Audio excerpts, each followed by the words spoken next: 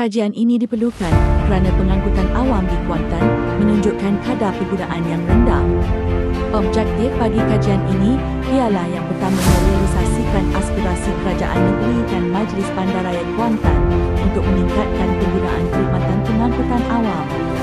Yang kedua, menghasilkan satu kajian sistem pengangkutan awam daerah Kuantan yang komprehensif, merangkumi perancangan fizikal, spesial dan teknologi.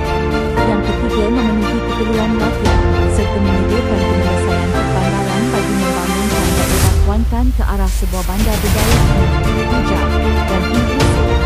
Kepentingan kajian yang pertama bagi menjelaskan kemudahan pengangkutan awam. Yang kedua, menilai keberkesanan sistem bas MPNP sedia ada. Yang ketiga, bagi mencadangkan penambahbaikan secara menyeluruh. Dan yang terakhir, bagi menjadi rujukan utama kepada agensi pendidikan tinggi. Kawasan ini merangkumi 296,000 hektar, iaitu 8% daripada keseluruhan negeri Pahang. Populasi penduduk dijangka meningkat daripada 571,000 pada tahun 2024 kepada 836,000 pada tahun 2035, peningkatan lebih 30%. Pusat pertempatan utama termasuk Bandar Kuantan dan Bandar Gambang.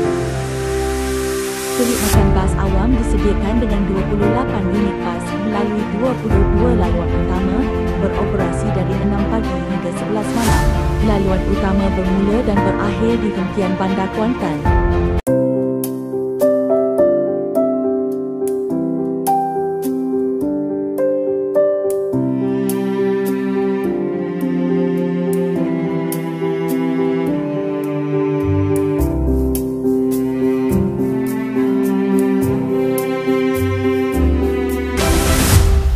Menjelang 2050, Pahang menasarkan 70% penggunaan pengangkutan awam langkah ke arah mobiliti hijau dan lestari.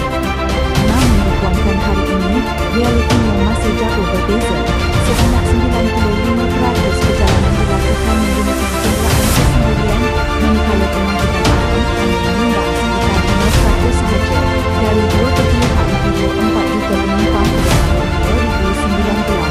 Ini hanya 629,000 penumpang pada tahun 2025. Keadaan semasa pengangkutan awam di Kuantan yang pertama, pengangkutan laluan bas yang tidak menyeluruh.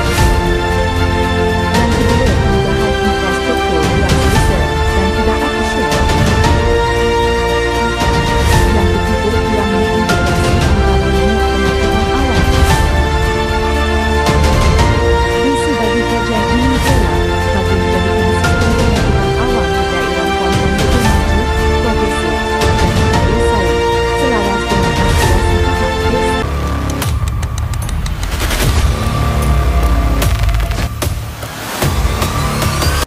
Strategi 1.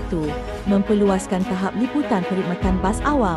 Strategi pertama menumpukan kepada memperluaskan liputan perkhidmatan bas awam melalui pelaksanaan laluan bas baru dan pengenalan projek bas EV.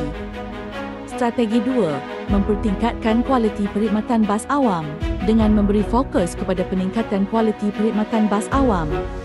Strategi 3. Memperkukuhkan kemudahan infrastruktur sokongan perkhidmatan bas awam, termasuk projek terminal bas bersepadu, menaik taraf perhentian bas dan penyediaan tempat letak kenderaan berpusat. Strategi 4. Mengintegrasikan perkhidmatan bas awam dengan mod pengangkutan lain. Strategi 5. Penyelarasan dasar dan strategi di peringkat negeri dan tempatan bagi memastikan pelaksanaan pengangkutan awam lebih konsisten dan bersepadu.